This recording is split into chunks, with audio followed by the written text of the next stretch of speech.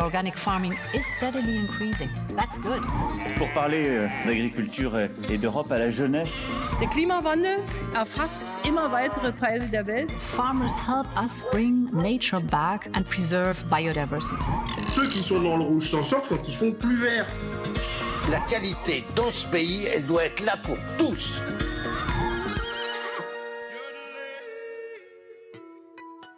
Bienvenue dans cet 41e épisode de Nourrir l'Europe. Cet épisode est un résumé du débat que nous avons réalisé lors du récent Salon international de l'agriculture à Paris. Le débat a eu lieu fin février et vous pouvez en écouter l'intégralité sur notre page Facebook. Sous fond de manifestations d'agriculteurs, notre thème était simplement la question « Que fait l'Europe pour l'agriculture ?» Mes invités à Paris étaient Catherine Gélin-Lanel, directrice en charge de la stratégie et de l'analyse politique à la Direction générale de l'agriculture de la Commission européenne, et Christiane Lambert, la présidente du COPA, le Comité des organisations professionnelles agricoles de l'Union européenne. Et tout d'abord, je voulais savoir de Christiane Lambert ce que, de son point de vue de syndicaliste agricole française, mais aussi européenne, l'Europe, justement, faisait pour l'agriculture. L'horizon des agriculteurs, c'est l'Europe. Pour nous, agriculteurs, la France, c'est pas la bonne taille, c'est trop petit. La bonne taille, c'est l'Europe. Et dans un contexte où on voit des grands blocs se manifester, les États-Unis d'un côté, l'Amérique du Sud de l'autre, la Russie, la Chine, parfois alliés, l'Europe, c'est la bonne taille. L'Europe a une histoire, l'Europe est enviée. À l'origine de l'Europe, la paix, ça paraissait inutile il y a quelque temps, c'est plus que jamais nécessaire depuis 2 ans, la guerre est à nos portes.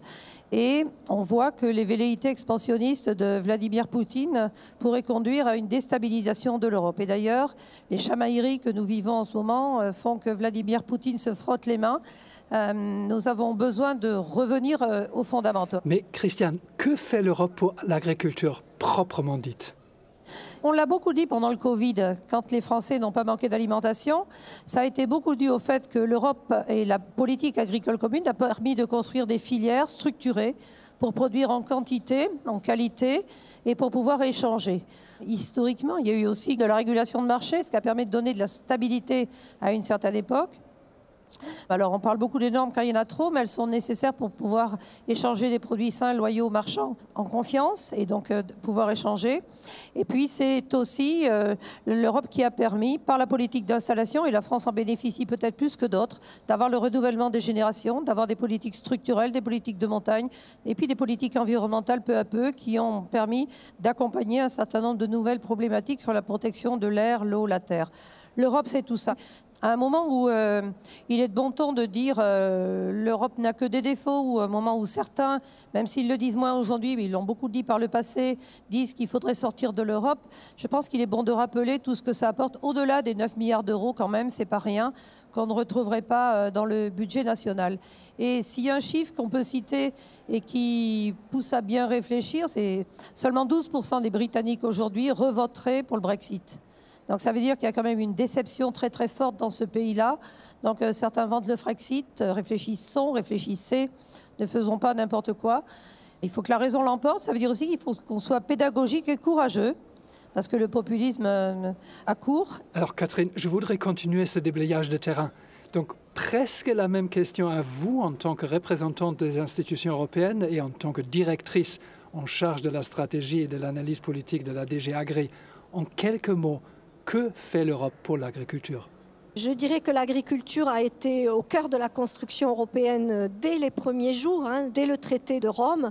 Pourquoi ? Parce que la paix et la prospérité passent aussi par l'accès à une alimentation de qualité. Je rappelle qu'au sortir de la Deuxième Guerre mondiale, on ne mangeait pas à sa faim en Europe, ce qui n'est pas le cas aujourd'hui, même s'il y a encore des populations vulnérables. Donc, dès le début des années 60, une politique agricole commune qui a pour ambition de faire en sorte que l'Europe produise son alimentation, une alimentation saine, diversifiée, de qualité, à un prix abordable. Et pour ça, il fallait soutenir les agriculteurs et en particulier soutenir leurs revenus. Justement, parlons aussi de financement, car ce que fait l'Europe pour l'agriculture, c'est aussi une question d'argent. Alors, l'Europe, c'est la politique agricole commune, donc une politique forte, qui représente encore un tiers du budget de l'Union européenne pour soutenir le revenu des agriculteurs. C'est pas seulement ça, c'est aussi un grand marché unique, c'est très important de le dire. Christiane disait, la France c'est trop petit. Ben oui, on offre aux agriculteurs la possibilité de produire et pour leur marché national, mais aussi pour les marchés des autres pays de l'Union européenne.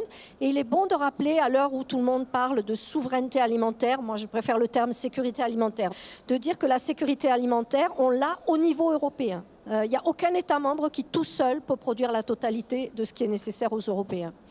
Au-delà de ça, j'ajouterais, il y a d'autres politiques dans lesquelles l'Europe est aussi au service de l'agriculture et des citoyens européens. La protection des produits de qualité et des produits traditionnels, les appellations d'origine, les indications géographiques. Donc la protection aussi de notre patrimoine culturel, culinaire. L'Europe est riche de cette diversité. Et c'est une bonne chose, c'est important. Et puis l'Europe, c'est aussi un soutien important à la recherche et à l'innovation dans le secteur agricole et alimentaire. On a là aussi un soutien pour préparer le futur de notre secteur agricole. Alors, lors des manifestations d'agriculteurs dernièrement, mais aussi dans pas mal d'épisodes de ce podcast, un sujet qu'on entend encore et encore, c'est la charge administrative pour les agriculteurs, qui va de pair notamment avec les réglementations environnementales et plus largement le pacte vert de l'Union européenne. Alors, Christiane, qu'est-ce qui ne va pas? Alors, c'est vrai que le mot simplification, charge administrative, charge bureaucratique sont des termes qui ont été beaucoup employés. Il y a la charge administrative actuelle avec beaucoup de textes. Je me souviens quand on a négocié la conditionnalité, la première 2004 puis 2014 renforcée, c'est 21 textes, directives ou règlements qu'un agriculteur doit respecter pour percevoir ses soutiens. 21, c'est énorme, hein. Quand certains opposants syndicaux disent elle n'est pas assez verte, il n'y a rien dedans, voilà, venez quand vous voulez, 21 textes. Et puis, il y a eu le verdissement avec des obligations supplémentaires. Et puis là, dans la nouvelle PAC, il y a l'éco-régime.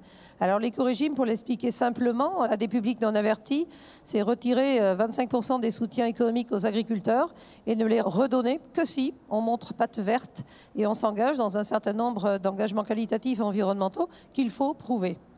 Et toute la difficulté, c'est que autant les agriculteurs admettent qu'il y a des transitions à opérer, qu'il n'y a pas de planète B, que le climat change, que la biodiversité a régressé, qu'il faut évoluer, améliorer, autant les textes pour le faire sont quand même d'une énorme complexité. Et puis il y a la perspective des textes du Green Deal et de Farm to Fork, 27 textes, enfin, on ne va pas tous les citer, mais c'est quand même énorme.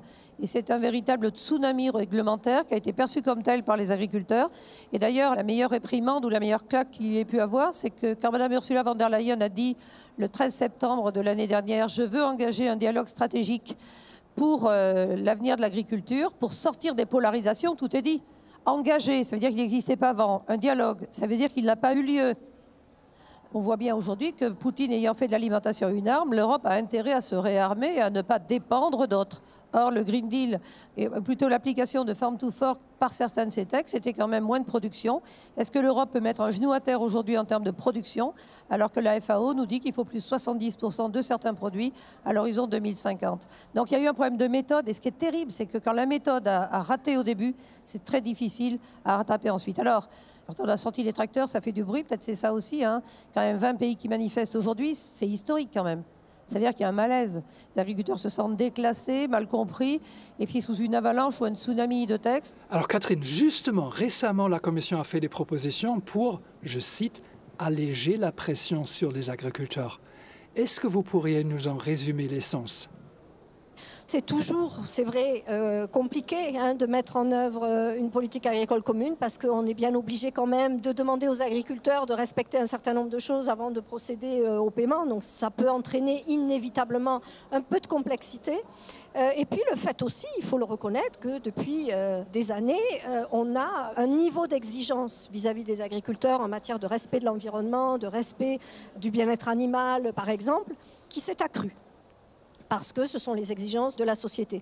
Donc tout ça fait que c'est vrai qu'on a eu ce besoin, cette demande de s'arrêter un peu et de regarder ce qui, dans la nouvelle PAC actuelle, mais au-delà aussi, dans la législation qui est applicable aux agriculteurs, dans le domaine de l'environnement, du bien-être, sanitaire, climatique, qu'est-ce qu'on peut simplifier, ou plus exactement, comment on peut réduire la charge administrative pour que les exploitants passent plus de temps à produire et dans leurs exploitations plutôt que devant leur ordinateur ou dans un bureau. Et alors, comment est-ce que vous avez procédé? On a consulté les organisations professionnelles agricoles, les principales, dont le COPA-COGECA, bien sûr, et on a consulté les États membres en leur demandant de nous dire où est-ce qu'ils identifiaient des opportunités pour simplifier. Et on a recueilli de nombreuses propositions qui nous ont conduit à présenter un certain nombre de propositions de simplification à très court terme, tout de suite, et puis à court-moyen terme. Donc concrètement, qu'est-ce que ça veut dire? Certaines règles de conditionnalité, par exemple, sur la question des rotations, des dates, sur la question des espaces qui sont non productifs, sur la question des prairies. Donc toutes ces règles-là, comment est-ce qu'on peut, sans diminuer l'ambition environnementale, alléger, donner plus de flexibilité aux États membres pour qu'ils facilitent la vie des agriculteurs, tout en préservant un haut niveau de protection, évidemment, de l'environnement en particulier. Christiane, vous avez pu prendre connaissance des propositions qui sont avancées par la Commission. Est-ce que ça répond aux agriculteurs? Il ne peut pas y avoir d'un coup d'un seul une réponse, parce qu'il y a quand même eu une sédimentation, un empilement qui s'est fait. Sur ces sujets, il faut vraiment raisonner en européen. Marché unique, règle unique. Et ça devrait être la base. Alors, il y a des choses intéressantes. Et, par exemple, dans ce qui est sur la table aujourd'hui, proposition de la Commission et qui répond à une demande très forte, notamment de la France, c'est sur le ratio prairie et l'obligation de maintenir les prairies permanentes. On assiste aujourd'hui à une diminution du cheptel. On le regrette. Malheureusement, c'est comme ça. Eh bien, même quand il n'y a plus de cheptel, l'agriculteur est obligé de maintenir des prairies. Comment expliquer ça à un agriculteur? Mission impossible. Et dans le même temps, la Commission européenne et d'autres institutions et beaucoup d'associations disent moins de viande, produisez moins de viande. Et la même Europe ouvre les frontières pour faire venir de la viande d'ailleurs. Il y a quand même quelques incohérences. Il faut vraiment aller vite sur ce sujet parce que ça, c'est quelque chose qui irrite les agriculteurs. Alors, quelque chose que ne fait pas l'Europe, c'est qu'elle ne fait pas vite. Ça, alors la réactivité des décisions au niveau européen, c'est quelque chose avec quoi j'ai beaucoup de mal quand même. Et on est déjà au mot de la fin. Catherine, à vous, la défense. Alors, peut-être dire, bon, on ne fait pas vite, ça se discute. Et après, il faut reconnaître aussi, il faut qu'on emmène 27 pays. Et ça ne se fait pas en un jour. C'est ça aussi la beauté de la construction européenne, c'est qu'il faut emmener tout le monde. Mais je prends note. Peut-être de dire qu'au-delà de la simplification, qui a effectivement été un des thèmes récurrents dans les manifestations d'agriculteurs dans les différents pays de l'Union européenne, il y avait un autre sujet aussi, la question de la rémunération des agriculteurs. C'est qu'on va travailler rapidement aussi, de la même manière qu'on l'a fait pour la simplification, à faire des propositions. Alors là, c'est pareil, on aura besoin aussi de faire remonter les propositions des acteurs, et notamment des professionnels du secteur agricole. On va travailler sur la question de la distribution de la valeur dans la chaîne agroalimentaire, qui n'est pas qu'une question réglementaire, c'est une question de rapport de force entre les acteurs économiques, mais on se demande aussi si l'Europe ne peut pas aider les États membres et les agriculteurs à faire mieux là-dessus, parce qu'on voit bien qu'il y a toujours un déséquilibre très important du rapport de force entre les agriculteurs et les autres acteurs de la chaîne alimentaire, et que ça se fait souvent, pas toujours, au détriment de la rémunération des agriculteurs qui, je le rappelle, reste inférieure à la moyenne des revenus en Europe.